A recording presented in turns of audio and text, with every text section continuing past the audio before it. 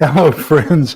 Welcome to the Cold War Prepper. And tonight we're doing our non-fiction post-apocalyptic book club. So we're continuing on with Crescent Kearney's phenomenal book. I mean, just superior. Um, and this is the 2022 edition of Nuclear War Survival Skills. Like I said, I was very impressed with this book when it first came out in 19. I'm going to guess. I was at Field Station Augsburg. I know that. I bought that. And I came back from Augsburg Thanksgiving of 80.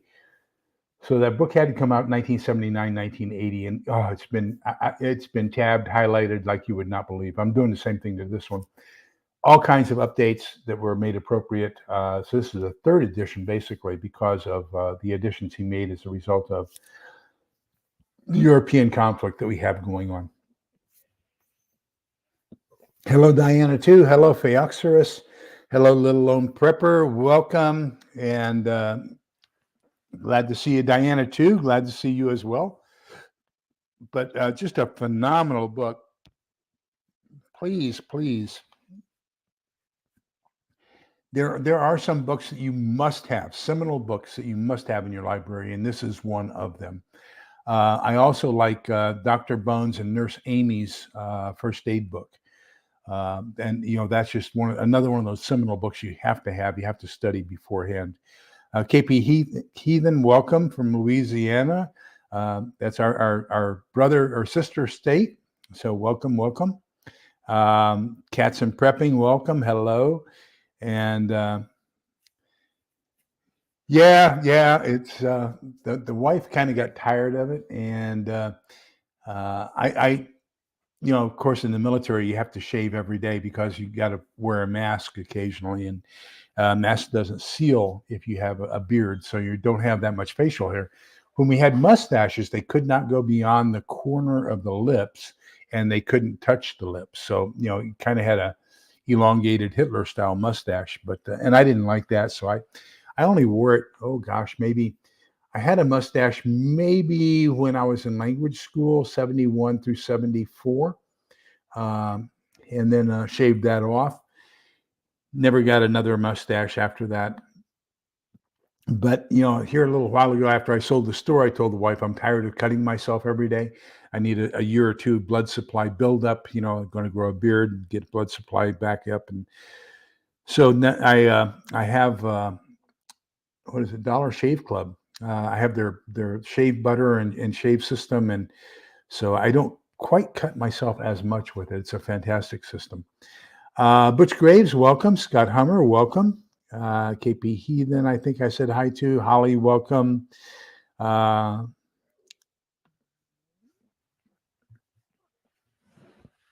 Oh, no, I didn't take it as criticism, Phaeoxerus. My wife says I look 15 years younger. So I guess that makes me look 56. Huh? Let me see, 56, 71 minus 56. Yeah, 56. But that's still old. Anyhow, okay. Let's get into this. I got some great stuff highlighted here for you. Please, I'm going to put this connection in the show notes. Make sure you add this to your library. The stuff that I'm sharing with you this evening is only a portion of the great stuff that is in this book. You need to read it. You need to heed it. You need to highlight it. You need to memorize parts of it. Just a great book. The chapters that we're going to be discussing tonight cause quite a bit of consternation. There's a Japanese guy. I won't mention his name. He claims to have an uncle who is the only survivor of both Hiroshima and Nagasaki. And so what happens is, let me give you a little bit about my personality. I am quirky. I'm probably in the spectrum, probably somewhere between Asperger's and maybe even a little bit further beyond that. I know I have attention deficit disorder, and it's hard for me to stay on focus for something for quite a while. So I kind of migrate from thing to thing, and then sometimes I don't get them finished. Today I got disappointed. I did something, I didn't do it in time, and it's going to cost the guy a free lunch, and I really wanted him to have a free Thanksgiving lunch. So I'm probably going to take him to a restaurant instead. But anyhow, so I'm kind of quirky, and my life. There are three things in my life that I've received all kinds of criticism over. Okay. And people don't know what they're talking about. And having been inside, I've got people on the outside criticizing the inside, and they don't know what they're talking about. And it really bothers me. And then they say, well, go look it up. And I say, I don't need to look it up. I know, so I want proof. I don't like people making accusations without proof. If you tell me this is the way it is, go look it up, I will automatically disbelieve you. If you say this is the way it is and here is my source, that's going to have all kinds of credibility with me, and I'm going to go look it up. So cats in prepping, what a great gift that makes. Yes, absolutely. So I'm the kind of where hello, Idaho Garden Girl, welcome. So I'm the kind of guy that I want to prove to you, I'm going to quote, I'm going to show you where I'm getting it from. I'm not going to tell you something and say, go look it up. I taught college for almost 20 years in the evenings. And so if one of my students said, here's my thesis or here's my paper, and go look up my sources, you're not going to get a passing grade. That's just the way it is. So, I'm Roman Catholic, and I've got all kinds of fundamentalist Christians who tell me about all kinds of things that are made up about Catholicism. They haven't done their research. They don't know what they're talking about. And then they tell me to go look it up. Nah, that didn't cut it. I left the church for about 35 years. During that time, my dad was a 32nd degree Mason. I became a 32nd degree Mason. I've got 35 years experience as a 32nd degree Mason. People told me all kinds of stuff about Masonry, about Freemasonry, that just is not truth.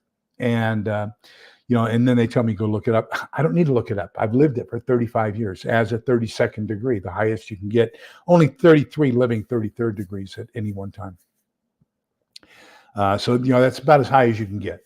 And I did that for 35 years. As a matter of fact, I still hold the record in the state of Kansas, where I was raised, to third degree, as having been the shortest amount of time doing all the memory work and everything else from entered apprentice, which is first degree, to 32nd degree and shrine. I did that in 7 weeks. And the normal tour for that is about 5 years. And I did it in 7 weeks. So I still hold the record for the fastest, doing all that memory work and everything else going up to the top. Hello, Jim. Welcome. And then the third one, of course, is I worked at NSA for 21 years. So a lot of people tell me things about NSA that I didn't see, observe, hear, anything else while I was at NSA. So, so I'm kind of, I get, when people tell me things that just don't seem true and then tell me, go look it up, I say, no, I don't believe you. You provide the proof of your accusations, because I'm on the inside. I know what I'm talking about, and you aren't. You're doing it from the outside. So that's my personality quirk, if you can deal with that. So tonight we're going to take primarily from this book, and I will tell you when I'm deviating from it. And then if you want my source this evening is this book. Okay. You got 2 PhDs who put it together, and I think that's pretty good stuff there. So let's get into chapter 8. I'll give you a couple of things. So water storage, and that becomes a very big question. I know a lot of people ask, how much should I store? So it starts off chapter 8 on page 66. For the kidneys to eliminate waste products effectively, the average person needs to drink enough water so that you urinate at least 1 pint each day. Now, that does not count the amount that is going to be sweat out of your body, okay? So you also are going to produce some sort of sweat, but you need to urinate in order for your kidneys to work properly, at least 1 pint of water per day. Under cool condition, a person can survive for weeks on 3 pints of water a day. So FEMA says plan on 1 gallon a day. I'm going to say if you're going to do hand washing, if you're going to do rehydration of foods, whether it be freeze-dried or dehydrated, you're going to need somewhere a little bit more than 1 gallon a day. For planning purposes, I like to say plan for 2.5 gallons a day. But that's my personal. Kearney, the author of this book, says plan for at least 3 quarts a day, or I'm sorry, 3 pints a day. And FEMA recommends 1 gallon a day. Cool conditions, however, would be the exception in crowded below ground shelter. So if you're underground in a shelter with a whole bunch of people, it's going to be cramped, sweaty, and everything else. So under such circumstances, 4 or 5 quarts of drinking water per day are essential, especially in hot weather, with none allowed for washing. For a 2-week shelter stay, 15 gallons per person should be stored in or close to the shelter. In 1962, a Navy shelter occupancy test lasting 2 weeks, 99 sailors each consumed an average of 2.4 quarts of water per day. So in the one test that they've done of almost 100 people, for 2 weeks, the average consumption was a little bit under a gallon a day. Okay. So that's what I would say recommend. Hello, David Lynn, welcome. So I would strongly recommend to you, using that as a bare minimum of what you're going to store. If you have pets, don't forget to include your pets in your water storage program. Then it says that you also need 6 to 8 grams of salt, which is about a quarter of an ounce or a half. Let me put my glasses back on. You need 6 to 8 grams of salt, which is about a quarter ounce or a half tablespoon, and that should be consumed daily in your food and or drink. Now, a lot of your canned goods are going to have stored sodium or excessive sodium in them. You're probably going to get your inadequate supply of salt if you have stored canned goods. Okay, there are some dehydrated and freeze-dried foods that have some sodium added to them as well. Check the sodium content. Just make sure that you're getting a total of at least 8 grams or a quarter ounce of salt per day. I have read some things that recommend that be iodized salt.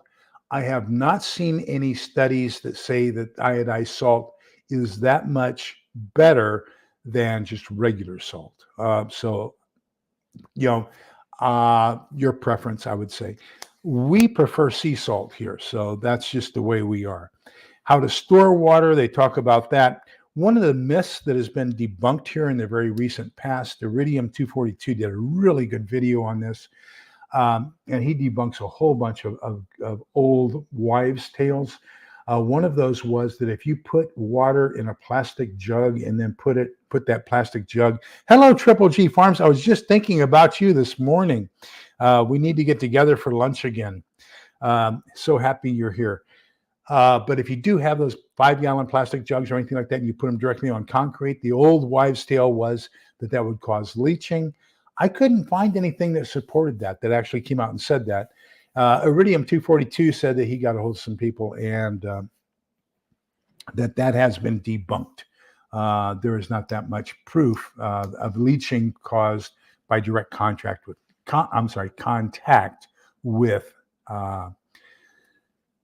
concrete. There we go. Hello, South Florida DCL. Welcome. Always good to see you. Let me see. Then it talks about how to store water. Had a fantastic thing on page. Let me find the page number here. The page numbers get kind of messed up because they have some insertions to the old book, just kind of willy-nilly. So it should be probably page 67. Yeah, because it's got 67 and then 67-1. But anyhow, shows how to fold the top of a trash bag so that you can keep the water inside a trash bag, inside a 55-gallon trash bag or anything like that, and not have it slop out. It has a picture of a soldier with 2 of these trash bags tied together and then over his shoulder so that he can walk and carry that water. Really old picture. And the reason I can see that is because he's got the old fatigues on, and we replaced the fatigues in I was at Goodfellow Air Force Base. So it had to be 1982-ish when we replaced the fatigues with the battle dress uniform. He's also got colored stripes on his sleeve, We did away with colored stripes on the sleeve in about 1968 and changed them over to subdued. And then we made those pin-ons on the collar. He's also got a color First Cavalry Division patch on his right shoulder, which indicates that he did combat duty with that unit if it's on his right shoulder. But anyhow, old picture, but it's still valid today. You can take that top and fold it over. As a matter of fact, I didn't realize it. Let me see if I have one here. I don't have one here. I do that same thing when I seal a bag, when I have a doggy clip and I have, let's say, a bag of potato chips, I'll fold it the way that they recommend in the book and then fold the top over and then doggy clip that. And so I didn't realize until I saw this in the book. Maybe I did it as a result of reading the book back in the 70s, but that's how I doggy clip my plastic bags now. Let me see. Anybody else coming in? Not yet. Okay. On page 69, they have a really good example of how you can use rubber hosing and an elevated platform. So you're going to put your water up high, put a siphon tube in it, and then use that siphon tube down, and you can draw the water out, which is a fantastic idea. And that way you don't have to worry about lifting it or anything else, especially if it has a very fragile pouring spout. It's a fantastic way to get water out of it. Gosh, then we go to page 71. I've got 3 different colors of highlights on this page. So we're talking about disinfecting and purifying water, especially in a high fallout area. So I'm going to read a couple of these for you. So sodium hypochlorite is basically pool shock, what you're going to use to chlorinate your pool. And that comes in a 5.25% mixed compound that you can get at Walmart or any pool company or anything like that. You want to add 1 teaspoon of that sodium hypochlorite to 10 gallons of water, clear water, and stir it. And then if it's muddy water or if it's murky water or anything like that, you want to add 2 teaspoonfuls. And that's enough to kill most bacteria and microorganisms. You want to let it sit for 30 minutes so that the sodium hypochlorite has the time to do what it needs to do. You can use like bottled Clorox bleach, but bottled Clorox bleach loses its strength after about 6 months. So you don't really know for sure what the amount is that you should be using. I'll give you what they recommend here in just a second, but that's assuming it's a brand new bottle. So sodium hypochlorite is just the dry version of Clorox bleach, okay? To disinfect small quantities of water, put 2 drops of household bleach containing 5.25% sodium hypochlorite in each quart of water. So we're talking 2 drops out of a medicine dropper per quart. And I heard somebody say once, 1 capful from the Clorox bottle per gallon. That is a little bit stronger than what they're recommending here. So I'm going to go with this one, the less of the 2. He does a fantastic job, about 3 paragraphs worth. If you don't have an eyedropper in order to get drops down, he has a brilliant way of using a kind of like a siphon, but it's using cloth so that you can drip it down that way. And great description. So I'm not going to go into that, but it is a great description of how you can create an artificial dropper so that you're measuring the proper number of drops into your drinking water. Sources of water in a fallout or a contaminated area. So survivors of a nuclear attack should realize that neither fallout particles nor dissolved radioactive elements or compounds can be removed from water by chemical disinfection or boiling. Okay, so let's go back to the very, very basics of a nuclear explosion, whether it be fusion or fission. So there's the guy I told you about at the beginning, right? That has done a couple. Lee doesn't know he's talking about videos, and claims to be an expert on it. He was talking about how a nuclear explosion has heavy chemicals, lead, some of the other ones, and he never shows any proof or anything like that. He does all kinds of claims. But here's the facts, okay? You have an explosion. that explosion if the ball touches the earth. Then at the point of explosion, that's when irradiation happens. So remember, you have three different types of chemistry going on. Okay, so the first type of chemistry you have is non-organic or basic chemistry.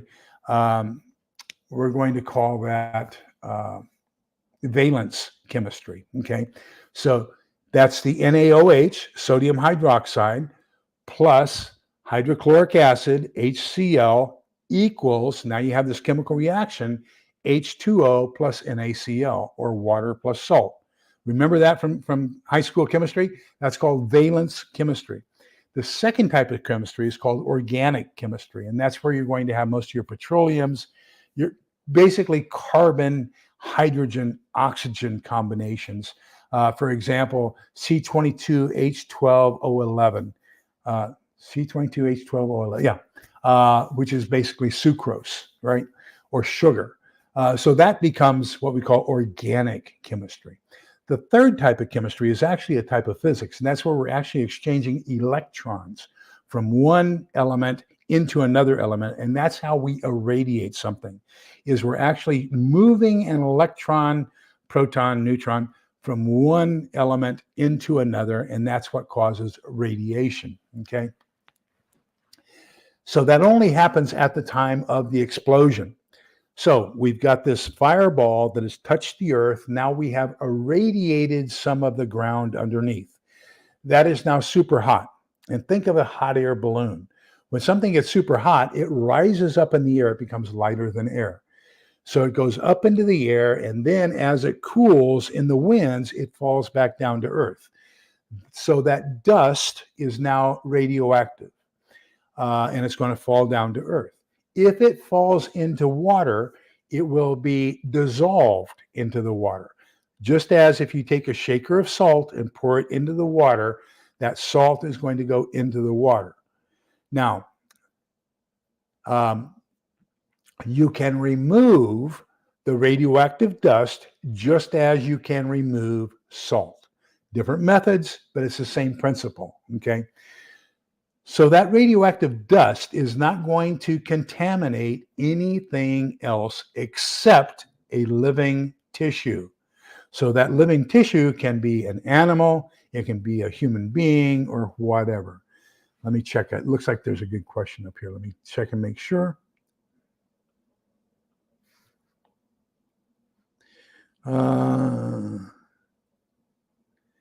Anyone here actually have a fallout shelter of any sort? I have an 8x16 shelter root cellar. I used to, Joe. I don't anymore. We moved. My Prepper Journey, you're right. We're going to get to that here in just a minute. You're absolutely correct.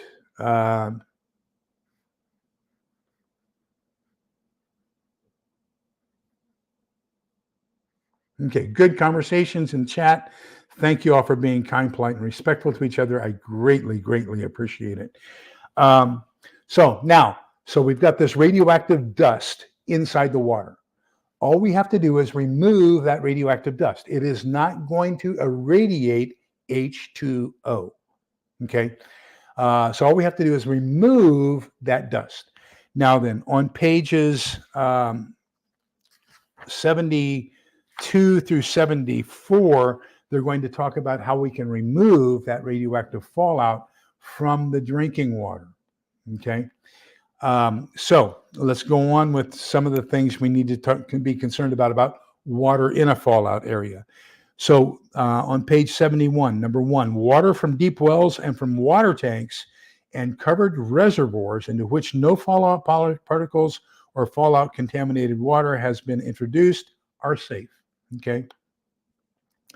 Number 2, water from covered seepage pits or shallow hand-dug wells would be safe if the fallout contaminated surface water has been prevented from entering the use of waterproof coverings. Number 3, contaminated water from deep lakes.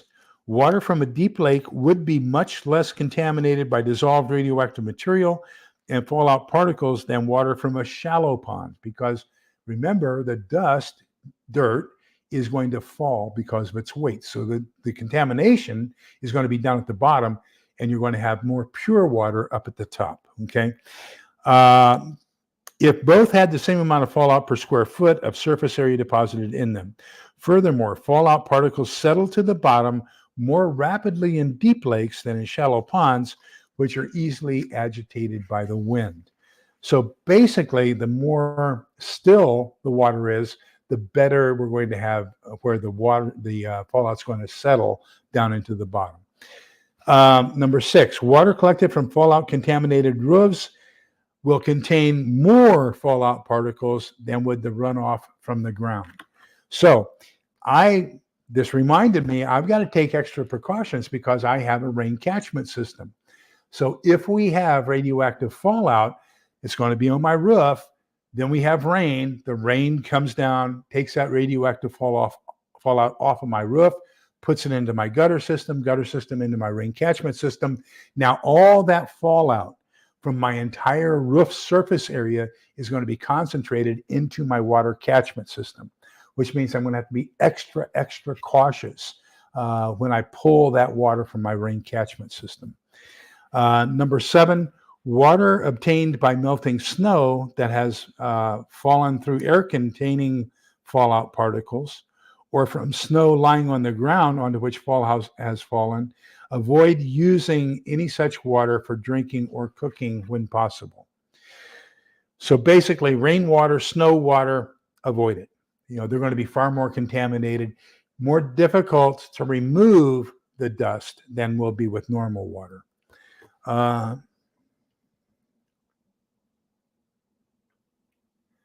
Okay, so it looks like we have comments going on about sodium iodide. So the only thing sodium iodide does is prevent you from getting thyroid cancer. Okay, it does not protect the rest of the body. The thyroid is the part of your body that is most susceptible to cancer as a result of radiation. So it only protects your thyroids, does not protect the rest of you.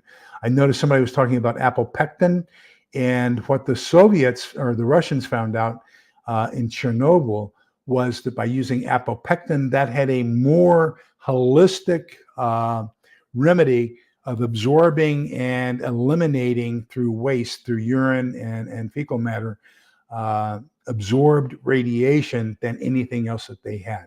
So the apopectin was a very, very acute method of treating it that was fairly effective after Chernobyl.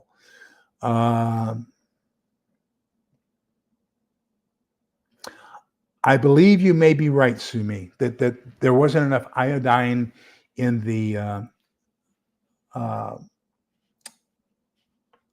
rations of British sailors, I believe is where they did the study, and found out that iodized salt prevented the sailors on long ships from. So they found out about goiter, and they found out about scurvy with another test and everything else. So all different kinds of things going on.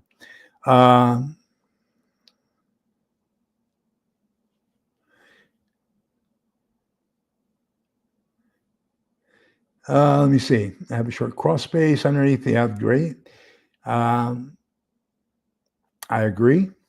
That small cross space should work, provided remember that the fallout's going to settle. So that crawl space, that fallout's going to settle right there at that earth level, right next to it. So you got to make sure you have a good embankment protecting you from that radiation that will be there coming in off the sides. And about 3.6 inches of dirt removes, we studied that last week, reduces 50% of the radioactive material.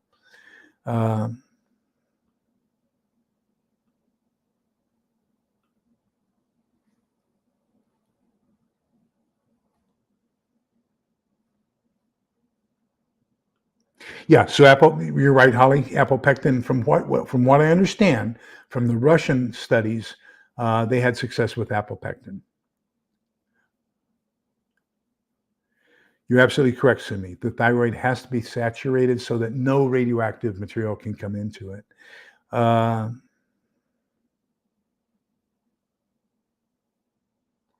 There you go. Phioxerus and I are in total agreement there.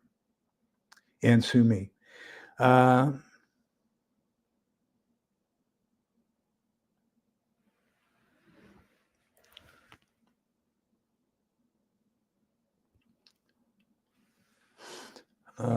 me see.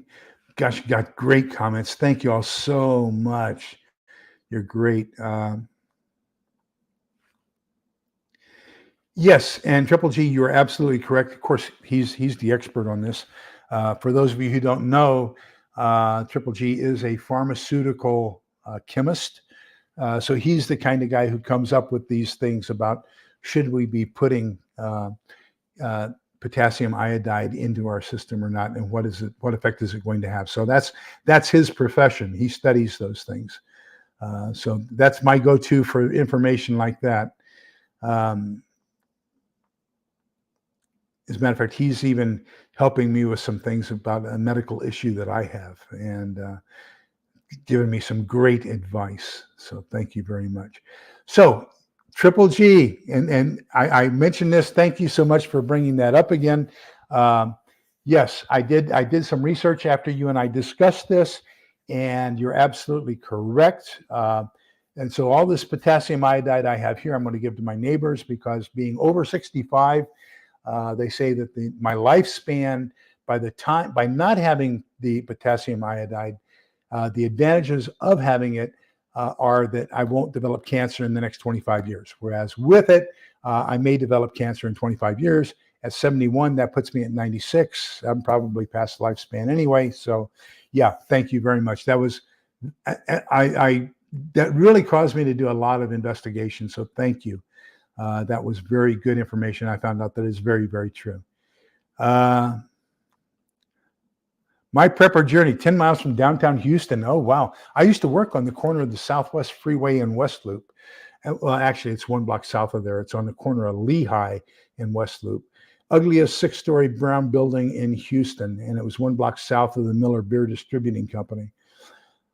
But I worked in the ugliest building in Houston, and that was with the Texas Air Control Board. We did all the air pollution monitoring for Houston. Then I got promoted, and they moved me up to Austin. There is Cats in Prepping. There's a fantastic diagram both in this book, and you can find it online as well. I'll put a link to it inside of the show notes when I edit them tomorrow. But they show the safest places. They don't even recommend that you be on the first. If you have a multi-story home, they recommend that you be in the, like if you have a 3-story home, they say that the best place is the 2nd story because the fallout's going to accumulate on the earth, and that's the 1st floor.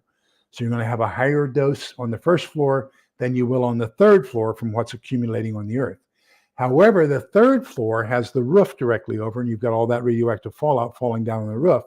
So you're going to be safer down lower. The 1st floor is going to be safer from the roof radioactive materials. So the best place to get the best benefits of both of those is in the center on the 2nd floor. If you only have a 1-story house, then getting as close to the center of the house as possible and eliminating as much of, remember the 3 elements that are important for protection from radiation are time, distance, and mass. How much stuff is there it's going to absorb the radiation before it gets to you. So, the more distance you can put between yourself and the radioactive material, the better off you are. The center of your house is going to be the best.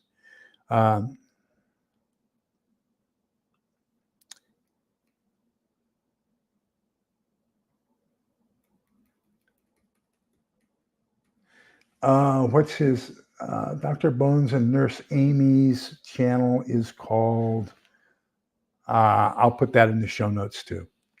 He's got several good books out, by the way.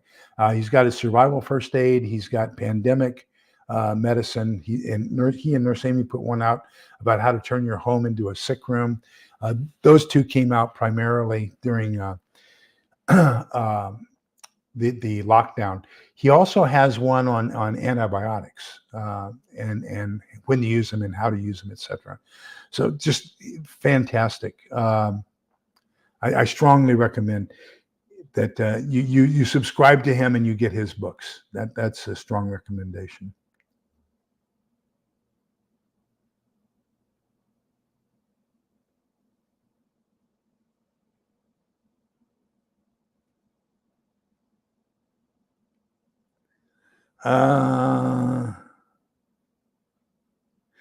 Sumi, I think you're going to be safe, to be honest with you. I think that'll be okay.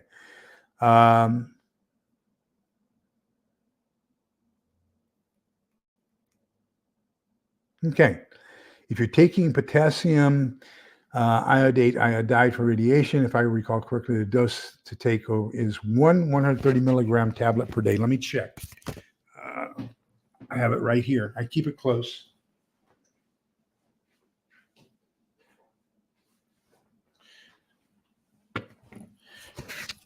Oh, so let me see. Yeah, this bottle is take 2 per day, and it is 65 milligrams. So 2 times 65 is 130. So you're absolutely correct. So good memory, Triple G. Golly. Okay. So now let's talk about how are we going to get the particles, the radioactive particles, the dust, out of the water. So number one is filtering, and it shows on page 73 how to create a sand filter. Activated charcoal can be used, but it's not as good as sand, and you want clay sand as much as possible. And then it also says that you can do the same thing with settling. So just put it in a container and let it settle, and the radioactive particles will settle to the bottom. And that could work over time. The problem is I don't see in here where it tells us how long to do it. Settling is one of the easiest methods to remove most fallout particles from water. If the water is to be used as muddy or murky, settling it before filtering will extend the life of the filter as well. So that's, and so what I do in that case is I have the pour over coffee system with the number 4 filters, the cone filters. So before I put any water into my water filtration system, I'm going to filter it through a coffee filter. Okay. So that's going to get rid of a lot of that murkiness and everything else. Now, probably get rid of some of, not all of, some of the radioactive material. I believe here they say, if I'm not mistaken, oh yeah, okay, filtering. So let's take a look at filtering. Filtering through earth removes essentially all of the fallout particles and more of the dissolved radioactive material than does boiling. Now, if you're going to boil, what I would say is distill it. Don't boil it, because remember, the difference is boiling, you're just getting it to a high temperature. You're killing off bacteria, protozoa, things like that, okay, living things. It does not get rid of dissolved solids. It does not get rid of some chemicals. So if you distill it, however, if you boil it, let the steam go out, recapture that steam, recondense it, and then back into water form, that's probably going to be your safest way of producing pure water, no matter what the contamination is. Distillation of water is probably going to be your number one best source. In areas of heavy fallout, about 99% of the radioactivity in water can be removed by filtering it through ordinary earth. Okay. So they say 6 to 7 inches of clay earth, clay-y soil is what they call it, with pebbles and porous cloth as a filter can remove 99% of the radioactivity in the water. They also come across with some other suggestions here. Maybe it's reading it a long time ago. I don't know. But let me do a share screen here real quick. There is one you can get on share screen. There is one that you can get commercially. Here it is. So I'm going to share this.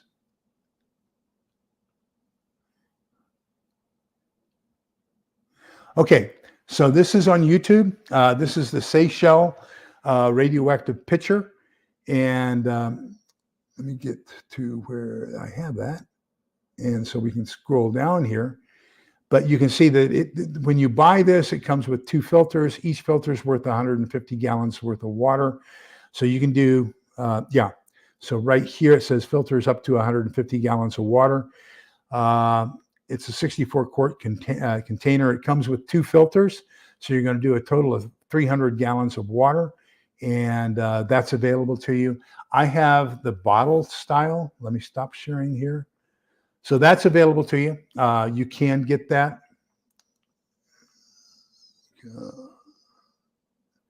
I have the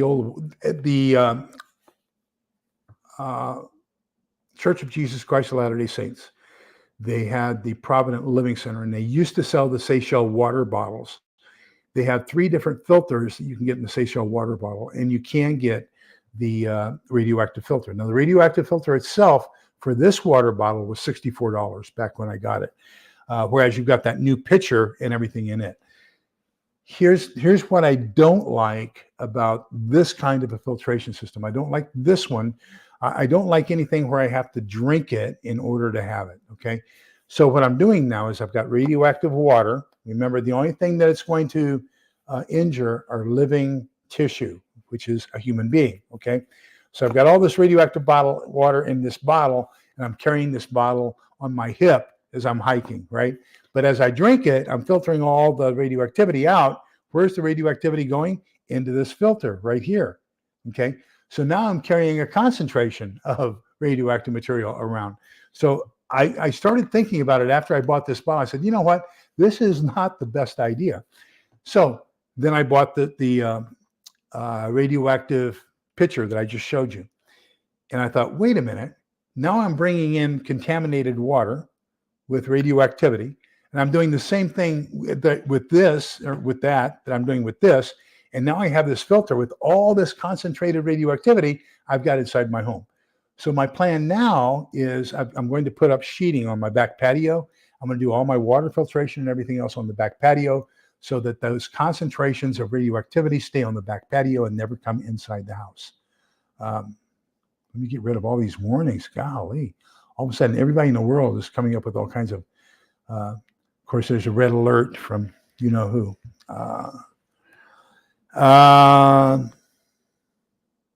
Yes, the radioactive pitcher, it's probably only 1.5 years old. But he also says that if you get this, okay, if you get this one, and I got this one at Walmart, okay, but he says this one does just as good a job, okay. So now I have 2 pitchers that are capable of removing radioactive contamination from my water, and I have 1 water bottle, and those will be out on the back porch. And so that way all that concentration of radioactivity, after I've removed it from the potable water, it will be on the back porch and not inside my home. Let me see. Is there anything else? I showed you the picture. I showed you. Yeah, okay, good. So there we go. That's it. Okay. Where are we time-wise? 45 minutes and we haven't gotten into food. Oh my gosh. Okay. So more people will die from lack of water, according to Mr. Cresson. And this is on page 73. More people will die from dehydration and lack of water, or people getting sick from water with regular wild biological contamination, bacteriological contamination, than will die from drinking water that is radiological material in the water. So purify your water. You know, anything you do to purify your water and make it safe from biological or chemical agents is going to be the best thing you can do for taking care of it, so that it also does not contain any radiological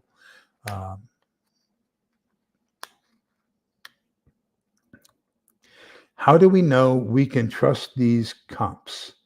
Do me a favor, expand the word comps for me. Okay, so let's get into chapter 9 and food. So they talk primarily around meats. If you have to eat meat of a wild animal that has been out in the wild, eating in a post-nuclear disaster, and they're eating in areas where fallout may have fallen on the stuff that they're grazing on. If you have to eat it, it's okay to eat the muscle meat. Stay away from liver, kidney, organs, things like that. If the animal appears to be sick, it should not be eaten at all. The animal might be suffering from a sickening or fatal radiation dose and might have developed a bacterial infection as a result of the harmful dosage. Oh, thank you, Triple G. Under crisis conditions, all meat should be cooked until it is extremely well done. Cooked long past the time when it loses the last of its pink color. And the best way to do that, according to Mr. Crescent, is to make sure that when you cook it, you cut it into strips less than half an inch thick, and then you basically char it. So basic plant foods.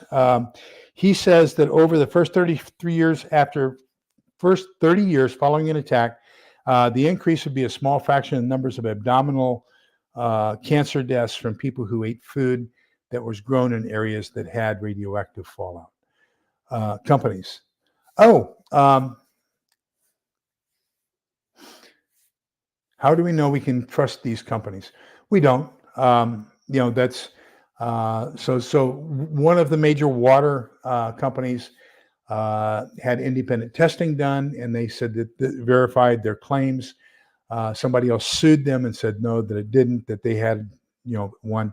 It's been tied up in court now for a while. It appears as if, yes, not all companies produce 100% pure, great products all the time. There are anomalies. You're going to get that. I end up buying the one car that is going to be the lemon and violate the lemon law, and the warranty is going to be where they have to give me a new car. That's my luck. And same thing sometimes with some of the other products. And it appears that the people who are making the most noise about these things bought things that would have failed quality inspection. And so now they're saying that everything the company does is the same thing. At some point, you have to trust somebody for what they say, and or else there's no sense in living. But I would say I put about 95% confidence in these companies, and when they make claims, because with the current laws that we have in the United States, it's actually to the benefit of the consumer more so than it is to the benefit of the company to make false claims. You can get even so easily. Okay, live off the land. So they also say, don't eat fish. If you're going to be in a radioactive fallout area, be wary of fish or any other waterborne food, because remember that it's going to settle. But as it's settling, it looks just like food to a fish, and so they're going to consume it. And remember, the one thing we don't want to do is ingest any radioactive material, whether that be through your lungs or through your stomach. So, and Seychelles is one of the better names. They are actually, I think it's a French company. Okay. In extensive areas where fallout would not be heavy enough to kill human beings, wild creatures might die from the combined effects of external gamma radiation, swallowed particle fallout, and beta burns on their bodies. Survival plans, and I've got this highlighted and underlined, survival plans should not include dependence on hunting, fishing, or foraging. So you've got to have other means to eat for a while after while the radioactivity is basically going through its half-life decontamination. During the first few weeks of a food crisis, a lack of vitamins and other essentials of a well-balanced diet would not be of primary importance to previously well-nourished people. So they did a study and they found that you can last like 6 months without any kind of vitamin supplements if you've been eating healthily before that.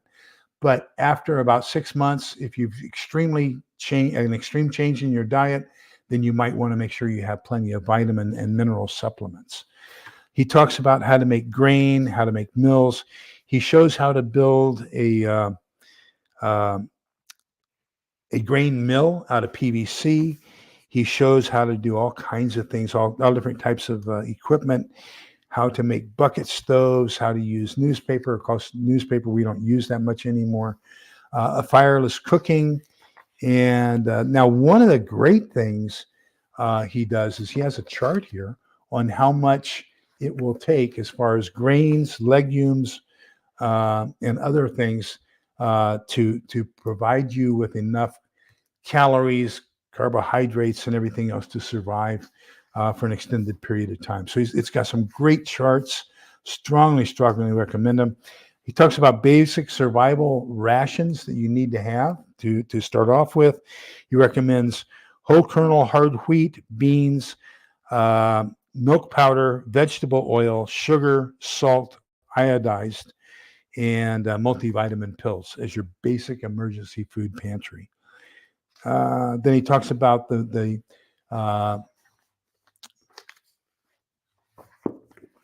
values of all of the foods that he recommends and how much you should have intake on a daily basis in order to sustain life.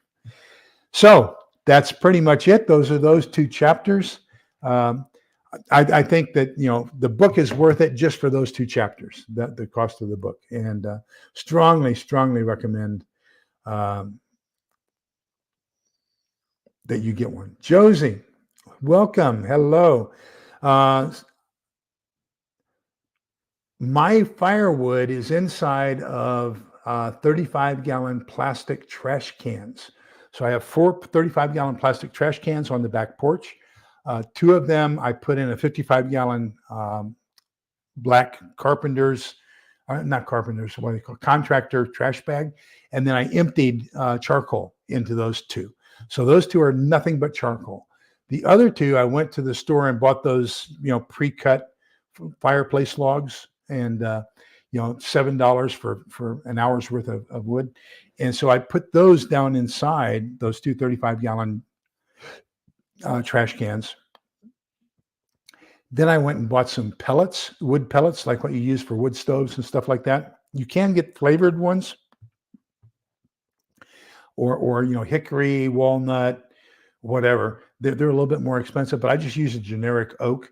You can get it like Tractor Supply for people who have the pellet heaters, and that's a lot cheaper. And so what I did was I used that. So I filled it up with the wood first, then I poured the pellets on top of it so that would fill up any vacant space that's inside there from the wood. So trying to get maximum amount of burnable materials inside those trash cans as possible. And then I've also got some other things that now I need another trash can. I'm getting enough stuff. I did not know that. Thank you. I have some colloidal silver. I've never used it. I bought it when I was from the same guy I bought my pallets of pandemic kits from. Oh, matter of fact, he gave them to me for free. Well, for free. As much money as I spent, he should have given me a lot more than that.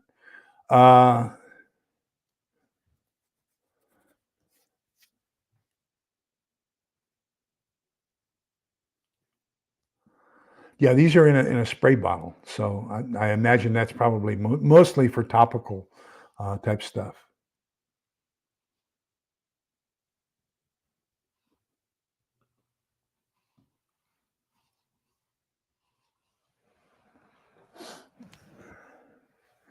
Well, see, now, I'm glad you're getting entertained. What I'm going to tell you is, why would anybody intentionally contaminate a country that they want to occupy? So my personal opinion is they're all going to be air bursts. And with air bursts, you're going to have minimum fallout. So I'm not that concerned about fallout in the first place. So if you want an LMAO, I'm LMAOing those who think that it's going to be all fallout, that it's going to be ground bursts. Okay.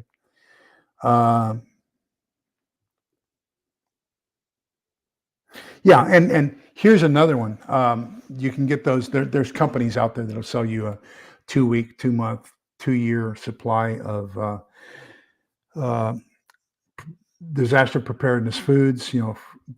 Dehydrated, freeze dried. I would recommend you get a sample from the company before you buy from the company, because I would hate to be in the point where you find out that they're not edible. Take a look at the contents when you look at those kits. They had one on sale. I bought one half price at Walmart. They couldn't sell them, and so I bought one. And if you take a look at it, their 2-week supply of food, you're going to have 14 meals of oatmeal, and 7 glasses of whey substitute or substitute type milk, and you're better off putting the stuff together yourself if that's what you're going to be eating, and not spend as much money even at half off. But who are you going to return the products to for dissatisfaction if we're in a nuclear war? So same theory, but um, you got to do what you think is right for you. How's that? Okay. Um,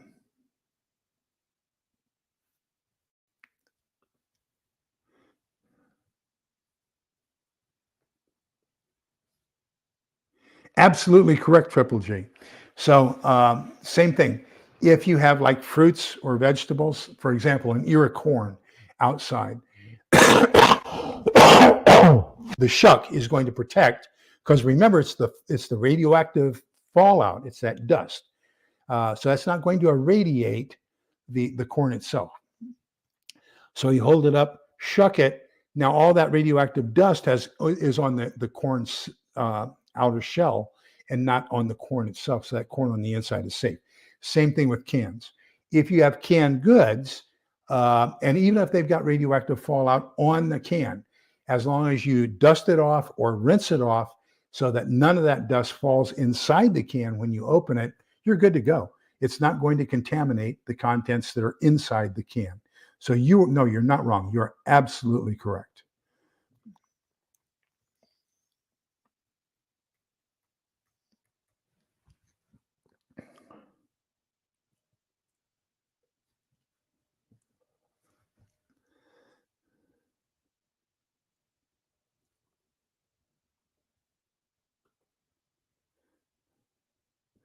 Yeah, and I think one of the biggest things I think people don't take into account is, people think they're going to go get firewood, is they don't understand that you have to season wood before you can actually burn it safely inside the house, so you don't get a whole bunch of smoke and other things, tarry substances that are going to be fouling up your smokestack and stuff. Most of the fires that we had in smokestacks were caused because people were burning green wood.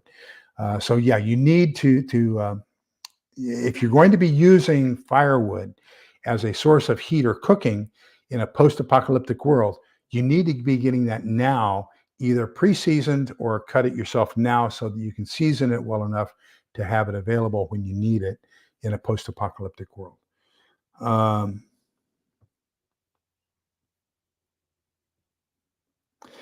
If you, I would strongly recommend that you get a hold of Dr. Bradley. And he is the EMP expert for NASA. So he's the one who has designed all the EMP protection devices for the space shuttle and space, uh, our satellites in space and everything else that are exposed to EMP type stuff from the sun on a regular basis, CMEs. And so his theory about EMP is he is not as concerned about it with smaller electronics as he is with larger electronics. Think of it as radio antennas. Okay. So if you have a weak signal, but you have a big antenna, that big antenna is going to pick up that weak signal. And that's basically what happened during the Carrington event, which you had these miles and miles of Morse code telegraph wires, and those were antennas that picked it up and fried everything along those lines.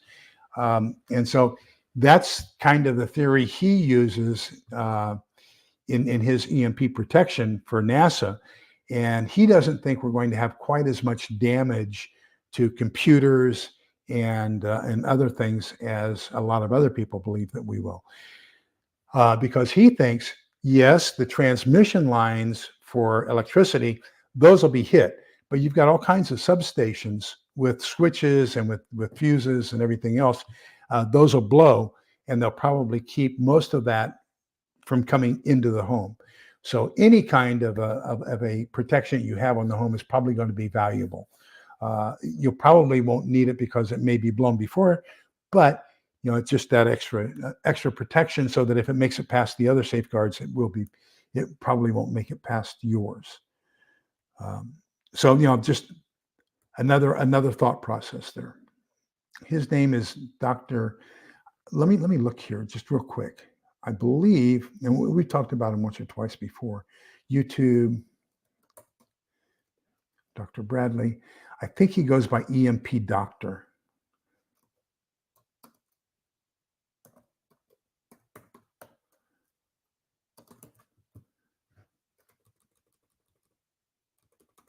Let me see. EMP doctor.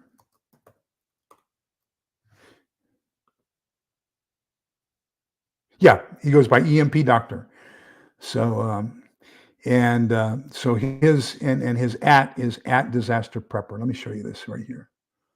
So this is the guy who is the uh, EMP expert for NASA. Present, share screen. And he does have a YouTube channel. So here's his YouTube channel.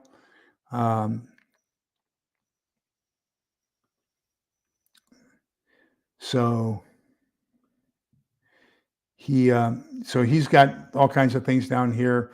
DEFCON vehicle, SPD, EMP versus CME. What's the difference? EMP and CME damage, vehicle launch trailer. I mean, he's got all kinds of great information. So I strongly recommend that if you have any questions about EMP, he would be the person I would go to. Okay. Thank you, Triple G. You're so good. Thank you so much. And you do know that where that goes, right? And right now is a critical time because we're getting ready for Thanksgiving, and we're also getting ready for Christmas. Hello,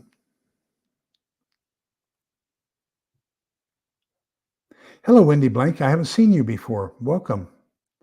Hope you give us a like and a subscription.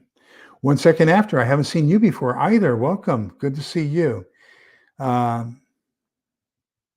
I did not know that. Thank you for sharing that. I know that it's a good idea. One of the other things we want to caution you on, and it's talked about in the book, I didn't go into great detail because we don't have that many people anymore who burn firewood inside their homes. But one of the things you don't want to do is you don't want to bring in firewood and burn it in your fireplace that has had fallout on the firewood. So keep your firewood covered at all times so that it's not susceptible to having radioactive dust on it. Thank you, Scott. I appreciate that. You are so fantastic. Thank you for sharing that. This is a great channel as well. I strongly recommend that you go to it and check it. And get their books. Fantastic books. And must have books for your library. Thank you, Wendy. Appreciate you being here.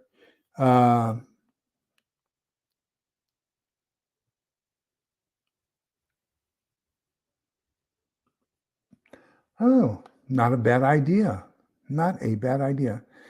Okay, so it looks like we are right at an hour and 3 minutes. So I'll give you a minute or two. Anybody have any other questions or anything we want to discuss? Next week, same time, same Bat channel.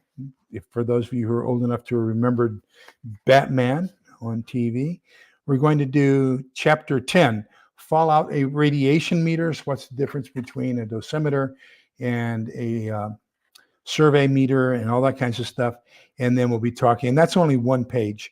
And then we're going to do light or sources of light in a fallout situation, in a nuclear war survival situation, probably inside a shelter. And that's only 3 pages. So we're going to do 3 chapters next week. We'll do fallout radiation meters, chapter 10, chapter 11, light, and chapter 12, shelter sanitation and preventive medicine. That's going to be 5 pages, so that's going to take a little bit longer. That's also one of my pet peeves, is most of us don't take into consideration about, we've got all this great stuff, how we're going to put food into us, but we forget about what we're going to do with it once we've digested it, and it's ready to come out. So I think we'll do 3 chapters next week, same time. And thank you all so much for being here and the great conversation. I hope you come back. I hope you got something worthwhile out of this. Thank you for the great conversations. Creosote, thank you, Sumi. See, Sumi reads my mind, and she's not allowed to, but she does it anyway. But creosote, yes, that's the word for basically raw lumber. When you burn it, it accumulates on the interior of the fireplace. That is a flammable thing, and when you get enough of it, it actually blows up. Okay, so Diana 2 asks, what about dirty bombs? So here's the difference between a, quote, clean bomb and a dirty bomb. So a radioactive bomb, and they've also changed the terminology. We used to refer to it as NBC, nuclear, biological, chemical. Now they refer to it as CBRN, chemical, biological, radiological, and nuclear. Nuclear is where you're going to have actual fission or fusion, and that's going to be where it converts other things into radioactive stuff. That's where you get your fallout. Okay, so that's an ICBM, an SLBM, any kind of nuclear detonation. Okay, a dirty bomb, on the other hand, is they've gone to, let's say, a nuclear power plant, and they have the cooling ponds where after the radioactive fuel has disintegrated to a certain extent, it's not strong enough to produce the amount of steam that they need, the heat to produce the steam, but it's still radioactive, so they put it in a cooling pond. Well, somebody goes and steals that, or somebody goes and steals medical waste that's radioactive, okay? They get a whole bunch of that. They put that around, let's say they get a van, and they fill the van up with TNT or ammonium nitrate, some other kind of explosive material. Then they surround that with radioactive material. So the radioactive material is already radioactive. They're not going to create radioactivity. It's already there. And they're going to use a bomb to cause that to go up and out, so that they're throwing all this radioactive matter out over a wide dispersion area. Typically, a dirty bomb is not going to occupy an area greater than maybe 5 or 6 city blocks. So a big bomb, a big dirty bomb, will probably not contaminate an area more than about a 6-block radius, okay? Whereas a nuclear bomb is going, the nuclear, where you're going to actually have fission or fusion, is going to contaminate a lot larger area. Also, you're only going to have the blast of the bomb itself, which is not going to be in the kiloton range when you have a dirty bomb, okay? So think of if... Take the pressure cooker they used at the Boston Marathon bombing. If they had put some nuclear waste from a hospital, like from nuclear chemistry, where they do the actual radiation treatments and stuff like that, and they still had some of that radioactive material, and they threw that out, that would have just gone out over, that small portion of a street in Boston, and that would have caused that to be radioactive. That would have been a dirty bomb, okay?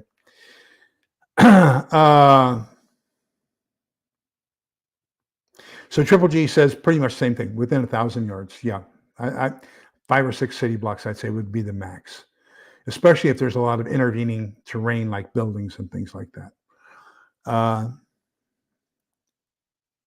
Yes, absolutely. And that's why he stresses here that the safe way to measure whether you're getting enough water or not is to make sure your kidneys are producing it, and you have to put out at least 1 pint wastewater through urine a day, and that's how you know for sure that you're drinking enough water to keep your body hydrated so you can digest food, etc.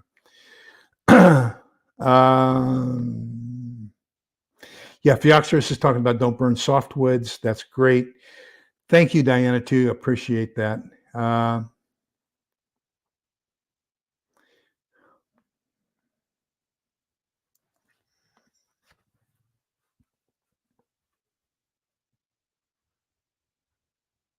All right. Okay, so thank you all. Been a great evening. Thank you very much for your good questions and your participation. Thank you, Triple G, for the donation. Appreciate that. And then we're going to talk about Book of Numbers, chapter 6, verses 24, 25, 26. The Lord bless you and keep you. The Lord let his face shine upon you and be gracious to you. The Lord look upon you kindly and give you peace. See you next week, same time, same channel. Remember that we're all in this together so we can come out the other side together. I'll put those, I'll try to review this tomorrow morning. I said I was going to put 2 things in the show notes, and I'll put those in there for you. And remember that we're all in this together so we can come out the other side together. Thank you for being kind, polite, and respectful to each other. I really, really adore you for that. So we're going to get out through this together. Okay, we will get through this together. Thank you for sharing your knowledge. It is greatly appreciated. Y'all have a wonderful evening. Bye-bye.